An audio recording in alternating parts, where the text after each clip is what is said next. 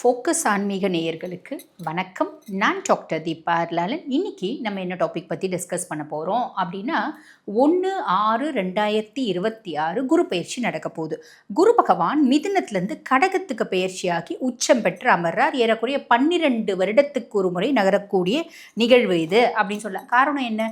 குரு பகவான் ஒவ்வொரு ராசியிலையும் ஒவ்வொரு வருஷம் சஞ்சாரம் பண்ணுவார். ஆக மொத்தம் கடகத்துக்கு திரும்பி வர்றதுக்கு 12 வருஷங்கள் ஆகும். அதுதான் பார்த்திங்கன்னா ஒரு பெரிய ப்ளஸ். அதுக்கும் மேலே என்னென்னா கடகத்தில் தான் ஒரு உச்சம் பெற்று அமர்றார்.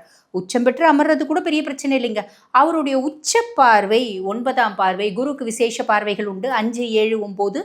அந்த உச்ச பார்வை 9ஆம் பார்வை சனி மேலே படிய போகுது.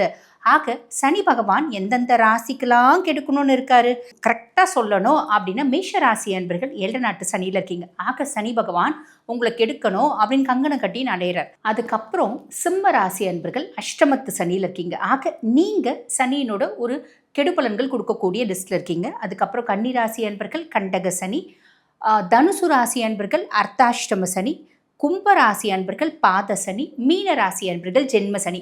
ஆக இந்த 6 ராசிகளுக்கும் சனி பகவான் கெடுக்கணும் அப்படின்ற ஒரு பொசிஷனில் இருக்காரு. இதில் என்ன எக்ஸ்ட்ராடினரி பெனிஃபிட் அப்படின்னா குருனோட உச்சப்பறவை நான் முன்னமே சொன்ன மாதிரி சனி மேலே படியறதுனால இந்த 6 ராசிகளுக்கும் கெடுபலன்களை கொடுக்கணும் அப்படின்னு இருக்க சனி எல்லளவும் கெடுபலன்களை கொடுக்க போகிறதில்ல. இது ஒரு பெரிய ரிலீஃபுங்க. பெரிய பெரிய பெரிய பெரிய ப்ளஸ் அப்படின்னு சொல்லலாம். ரெண்டாவது என்ன, எந்தெந்த ராசிகளுக்கு சனி பகவான் நற்பலன்கள் கொடுக்கணும் அப்படின்னு இருக்காரு. ரிஷப ராசிக்கு லாப சனியாக இருக்கார். மிதுன ராசிக்கு கர்ம சனியாக இருக்கார். அதே மாதிரி கடக ராசிக்கு பார்த்தீங்கன்னா பாக்கிய சனியாக இருக்காரு.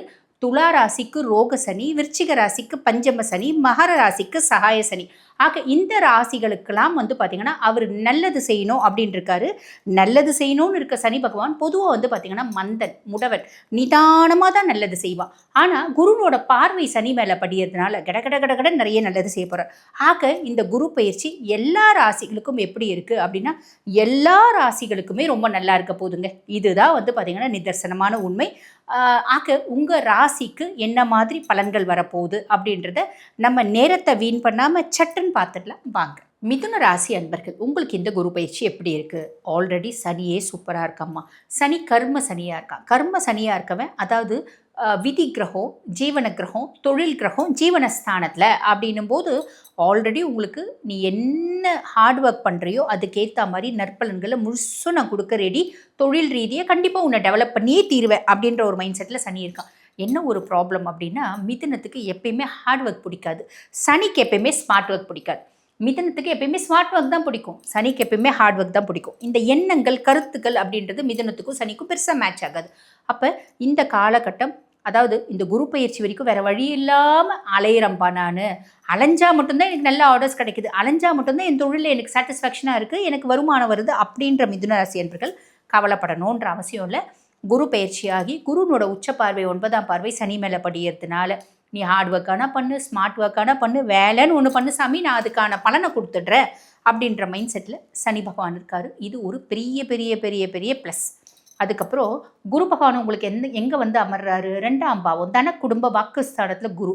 தன குடும்ப வாக்குஸ்தானத்தில் குரு அப்படின்போது குடும்பத்தில் நிம்மதி இருக்கும், சந்தோஷம் இருக்கும், மகிழ்ச்சி இருக்கும், குதூகலம் இருக்கும். அதே மாதிரி தனப்பிராப்தி அப்படின்றது இருக்கும். தனப்பிராப்தி அப்படின்னா மூட்டையாக நம்ம காசை சேர்த்து வச்சுக்க முடியாது. Economically we are satisfied. ஆண்டவன் புண்ணியத்தில் காசு பணத்துக்கு பிரச்சனை இல்லை சாமி அப்படின்னு சொல்கிற மாதிரி ஒரு அமைப்பு. புரியுதுங்களா? சரி, இது பாசிட்டிவாக, ரொம்ப பாசிட்டிவ். பொதுவாக குரு பகவானை பொறுத்த வரைக்கும் உங்களுக்கு 7 மற்றும் 10 அதிபன். கலத்திர ஸ்தானாதிபதியும் அவன் தான், தொழில் ஸ்தானாதிபதியும் அவன் தான். அவன் தனஸ்தானத்தில் உட்காரும்போது இந்த மாதிரி நற்பலன்கள் கொடுப்பான். 6ஆம் பாவத்தை பார்க்குறான். கடன் எவ்வளோ இருந்தாலும் அடைக்கணும். கடன்காரனால் கடந்த சில ஆண்டுகளாக ரொம்ப கஷ்டப்படுறீங்க. தனிநபர் கடன் வாங்கிட்டு, லோன் வாங்கிட்டு, இஎம்ஐன்னு எனக்கு பார்த்திங்கன்னா மண்டை வெடிக்குதியா. தனியாக அவங்ககிட்ட கடன் வாங்கிட்டு அவன் எப்போ பாரு கடனை கொடுன்னு அசிங்கப்படுத்துகிறான். என் உடம்புல இருக்க நோய் என்னை தின்னுது அப்படின்னு நிறைய மிதுன ராசி அன்பர்களுக்கு சம் சார்ட் ஆஃப் காம்ப்ளிகேஷன்ஸ் இருக்குது. அதெல்லாம் ஓவர் கம் ஆகக்கூடிய காலகட்டம். அதே மாதிரி 8ஆம் பாவத்தை குரு பார்க்குறான். ஒரு தேவையில்லாத உறவு, ஒரு ரகசியம் என்னை பார்த்திங்கன்னா ட்ராப் பண்ணுது, இமோஷ்னலி என்னை பிளாக்மெயில் பண்ணுது. எனக்கு ரொம்ப பிரச்சனை, அங்கே சாஞ்சா மனசு ஆறுதலாக இருக்குது அப்படின்னு சாயறதுக்கு ஒரு தோல் தேவை அப்படின்னு அங்கே சாஞ்சா இப்போ அந்த சாயறதுக்கான தோலை என்னை முள்ளா எடுத்து குத்துது. ரோஜா பூவை மட்டும் பார்த்தனே தவிர முள்ளை பார்க்கல. நான் இமோஷ்னலி ட்ராப் ஆகிறேன், பிளாக்மெயில் பண்ணுறாங்க இமோஷ்னலி அப்படின்லாம் வருத்தப்படுற மிதுன ராசி அன்பர்கள் கவலையே படாதீங்க. அந்த ட்ராப், அந்த இமோஷனல் ஒரு த்ரெட்டனிங்லேருந்து நீங்கள் வெளியே வரக்கூடிய காலகட்டம். ஏன்னா குருனோட பார்வை 8ஆம் பாவத்தை பார்க்குறோம். ஓகேங்களா? பெண்களாக இருக்கீங்க அப்படின்னா கணவரோட ஆரோக்கியத்தில் பிரச்சனை இருக்குது, எனக்கு பயமாக இருக்குது, எங்கள் ஹஸ்பண்ட்க்கு ஏதாவது ஆகிடுமோ, கவலைப்படாதீங்கம்மா. குருனோட பார்வை 8ல் இருக்கிறதுனால உங்களோட மாங்கல்ய பலம் அப்படின்றது கெட்டி. 10ஆம் பாவம் தொழில் ஸ்தானத்தை குரு பார்க்குறோம். இது வரைக்கும் தொழிலில் மிதுனராசி அன்பர்கள் எத்தனையோ கஷ்டத்தை சந்திச்சிங்க. எவ்வளோ ஹார்ட் ஒர்க் பண்ணுற பெரிய புத்திசாலிங்கன்னு எல்லாரும் சொல்கிறாங்க. ஆனால் எவ்வளோ பெரிய புத்திசாலிங்களாக இருந்தாலும் எங்கள் வாழ்க்கையை எப்படி வழி நடத்துறதுன்னு தெரியலீங்களேங்க அப்படின்னு நிறைய மிதுனராசி அன்பர்களுக்கு ஒரு விதமான ஃப்ரஸ்ட்ரேஷன், ஸ்ட்ரெஸ்ஸு எல்லாம் இருந்துச்சு. அந்த ஸ்ட்ரெஸ்ஸு, ஃப்ரஸ்ட்ரேஷன் எல்லாமே கம்ப்ளீட்டாக மாறக்கூடிய காலகட்டம். நீங்கள் எந்த அளவுக்கு ஸ்மார்ட் ஒர்க் பண்ணுறீங்களோ அதே மாதிரி ரிசல்ட்டும் ரொம்ப ஸ்மார்ட்டாக வரப்போகுது. டோன்ட் வரி அப்படின்னு சொல்லலாம். சரி, இந்த 2ஆம் பாவம் குரு இருக்கிறதுனால நெகட்டிவ் ஏதாவது இருக்கா? ஒரு நெகட்டிவ் இருக்குமா? அது என்ன அப்படின்னா, உங்களோட ராசி அதிபன் புதன் பகவான்மா. புதனுக்கு குரு நட்பு கிரகம் கிடையாது, பாதகாதிபதி. அப்போ பாதகாதிபதி வாக்குஸ்தானத்தில் அப்படின் போது யாருக்காவது வாக்கு கொடுக்கும்போது கொஞ்சம் கவனமாக இருந்துக்கோங்க. அதே மாதிரி டாக்குமெண்டேஷன்ஸ் எல்லாம் நம்ம வந்து கையெழுத்து போடுறோம் அப்படின்னா 1 முறைக்கு 2 முறை 3 முறை படித்து பார்த்து அனலைஸ் பண்ணிவிட்டு கையெழுத்து போடுங்க. யாருக்கும் ஷூரிட்டி கையெழுத்து அப்படின்றது போடாதீங்க.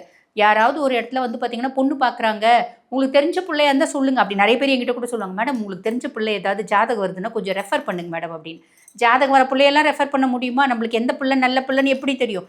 அப்படி நம்ம ரெஃபர் பண்ணுறோம் அப்படின்னு வச்சுக்கோங்களேன். இப்போ என்னையே கூட வச்சுக்கோங்க, நான் மிதுனனே வச்சுக்கோங்க. என்னை கேட்குறாங்க, நான் சரி ஏதோ நம்மளோட கிளையண்ட் ஆச்சேன்னு ரெஃபர் பண்ணிட்டோன்னா, அந்த அம்மா பாரு நம்ம மேலே என்ன பிரச்சனைன்னு தெரில, பொண்ணு நல்ல பொண்ணு, ஜாதகம் நல்லா இருக்குது அப்படின்னு ரெஃபர் பண்ணுச்சு. ஆனால் பொண்ணுனோட குணாதிசயம் எனக்கு தெரியுமா? அந்த பிள்ளைக்கு எஃபியில் 200 ஃப்ரெண்டு இருக்கிறது, இன்ஸ்டாவில் 400 ஃப்ரெண்டு இருக்கிறது நம்மளுக்கு தெரியுமா? தெரியாது இல்லைங்களா? பிள்ளைய பார்த்தா தங்கமான பிள்ளையாக இருக்குது, குடும்ப குத்துவலுக்கு மாதிரி இருக்குது, ரெஃபர் பண்ணுறோம். ரெஃபர் பண்ணால் நம்ம மாட்டிப்போம். ரொம்ப சிம்பிள். அந்த மாதிரி தெரிஞ்சவங்க கேட்டாங்க, நம்மளை தூக்கி வச்சு கூட பேசுவாங்க, உங்களை மாதிரி உண்டா அப்படின்னு கூட பேசினா அதுக்கு மதிமயங்கி நம்ம வந்து வாக்கு கொடுக்குறோம், ரெஃபர் பண்ணுறோம் அப்படின்னா நம்ம வந்து பார்த்திங்கன்னா அதுக்கு பொறுப்பாயிடுவோம். நம்ம பேரில் ஒரு வீண் பழி அப்படின்றது வந்துடும். ஸோ இதில் கவனம் அப்படின்றத வச்சுக்கோங்க. வேறு எதில் இங்கே எச்சரிக்கையாக இருக்கணும்? ராகு 9ங்க, பாக்கியஸ்தானத்தில் ராகு. ஹையர் எஜுகேஷன் படிக்கிறதுக்கான பாக்கியஸ்தானத்தில் ராகு. வெளிநாடு போகிறது, படிக்கிறது, காசு சம்பாதிக்கிறது, நிறைய அதிர்ஷ்டம் கொடுக்கும். கவனமாக இருக்க வேண்டியது எது? ரொம்ப சிம்பிள். எல்லாருக்கும் இது நடக்கிறதில்ல. ஒரு சிலருக்கு வெளிநாடு பிள்ளை படிக்கிறதுக்கு ஹையர் எஜுகேஷன் போகணுன்னு போதுங்க, படிக்க அமிச்சிட்டோம், அங்கே போயிட்டு செலவு பண்ணியெல்லாம் அமிச்சிட்டோங்க. அங்கே போயிட்டு எனக்கு இந்த கிளைமேட் ஒத்து வரல, எனக்கு ஹோம் சிக்னஸாக இருக்குது, எனக்கு இந்த ஃபுட்டு ஒத்து வரல, நான் வரணும் அப்படின்னு சொல்லிட்டு அடம் பிடிக்குது. இந்த மாதிரி ட்ராப் ஆகிறதுக்கான வழியும் வாய்ப்பும் உண்டு. கேத்து 3, நம்மளுக்கு வயசு கம்மி பர்சனாலிட்டிஸ் கிட்ட தேவையில்லாமல் ஆர்குமெண்ட் வேண்டாம், தம்பி தங்கச்சிக்கிட்டையும் சேர்த்து அப்படின்னு சொல்லலாம். ஆன் தி ஹோல் இந்த சின்ன சின்ன விஷயத்தில் கவனமாக இருக்கணும். சரிம்மா, பரிகாரம்னு என்னம்மா சொல்லுவீங்க? ரொம்ப எளிமையான பரிகாரம்மா. கம்யூனிகேஷனுக்குனே ராசி நீங்கள் மிதுனமாக இருந்தாலும் வருஷத்துக்கு ஒரு முறை, 2 வருஷத்துக்கு ஒரு முறை சொல்லால் மாட்டுவீங்க. ஆக சொற்குற்றத்துக்கு ஆளாவீங்க அப்படின்னு சொல்லலாம். இந்த சொற்குற்றத்துக்கு நம்ம ஆளாகக்கூடாது, சொல்லால் மாட்டக்கூடாது அப்படின்னா பேசி மாட்டிக்கக்கூடாது அப்படின்னா நம்ம எளிமையான ஒரு பரிகாரம் என்ன அப்படின்னா, ஒரு வில் ஒரு சொல் ஒரு இல். ராமச்சந்திரமூர்த்தி. சொல்லால் ஏற்படக்கூடிய பிரச்சனைகளை வந்து நம்ம போக்கிடணும், மாட்டக்கூடாது அப்படின்னா சொல்லுக்கு அரசனான ராமச்சந்திரமூர்த்தியை நம்ம வழிபாடு பண்ணுறோம் அப்படின்னும் போது மிதுன ராசி அன்பர்கள் உங்களுக்கு எல்லா விதத்துலேயும் நற்பலன்கள் அப்படின்றது கிடைக்கும். ராமச்சந்திரமூர்த்திக்கு எத்தனையோ வழிபாடு மந்திரங்கள் இருக்கேம்மா, என்னம்மா சொல்லலாம்? ராமஜெயம் ஸ்ரீராமஜெயம் சொல்லுங்க. அப்படி இல்லை ராம ராம ராம ராம ராமா அப்படின்னு சொன்னால் மட்டுமே போதுமானதுமா. நிறைய நற்பலன்கள் உங்களுக்கு பயங்கரமாக ஒரு அபரிவிதமான நற்பலன்கள் அப்படின்னு கூட சொல்லலாம் வரும். எல்லா பிரச்சனைகள்லேருந்து நீங்கள் ஈஸியாக வெளியே வந்துட முடியும். ஆன் தி ஹோல் உங்களுக்கு குரு பயிற்சி எப்படி இருக்குது? நல்லா இருக்குமா. இப்போ நான் சொன்ன பலன்கள் அத்துணையும் வந்து பார்த்திங்கன்னா கோச்சார பலன்கள். உலகத்தில் உள்ள அத்துணை உங்கள் ராசி அன்பர்களுக்கும் இதே பலன்கள் தான். இல்லைங்க எங்களோட சுய ஜாதகத்துக்கு இந்த குரு பயிற்சி என்ன மாதிரி இம்பேக்டை ஏற்படுத்தும் அப்படின்னு தெரிஞ்சுக்கணும் அப்படின்னு விருப்பப்பட்டாலோ, இல்லைங்க நாங்கள் வாழ்க்கையில் வந்து பார்த்திங்கன்னா பல முக்கியமான விஷயங்களை முடிவெடுக்கும் தருணத்தில் இருக்கும். குடும்பத்தில் இருக்க பிரச்சனை எப்போதான் ஓயும் அப்படின்னு தெரிஞ்சுக்கணும். பிள்ளைங்களுக்கு எப்போ வந்து பார்த்திங்கன்னா ஒரு திருமணம் கூடி வரும் அப்படின்னு தெரிஞ்சுக்கணும். எப்போ தான் நாங்கள் வீடு கட்டுவோம் அப்படின்றது தெரிஞ்சுக்கணும். எங்களுக்கும் என்றைக்கு சந்தோஷம் வரும் அப்படின்றது தெரிஞ்சுக்கணும். இந்த மாதிரி ஒவ்வொரு குடும்பத்துக்கும் பலவிதமான ஒரு தெரிஞ்சு கொள்ள வேண்டிய விஷயங்கள் அப்படின்றது நிறைய இருக்கும். எப்படா இதுக்கு தீர்வு கிடைக்கும் அப்படின்ற எண்ணமும் இருக்கும். அந்த மாதிரி நீங்கள் தெரிஞ்சுக்கணும் அப்படின்னா உங்களோட சுய ஜாதகம் தாங்க அதுக்கான பர்ஃபெக்ட் இண்டெக்ஸ்.